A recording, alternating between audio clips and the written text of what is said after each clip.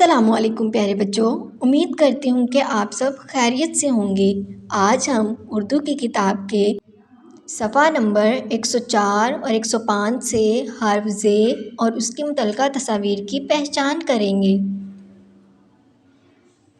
یہ ہے حرف ز اور اس کے اوپر ہوتا ہے ایک نقطہ۔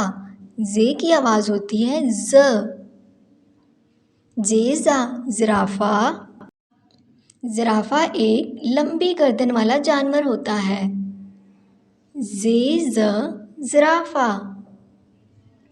زیز زیبرا۔ پیارے بچوں، زیبرا کے اوپر کالی اور سفید لائنیں ہوتی ہیں۔ زیز زیبرا۔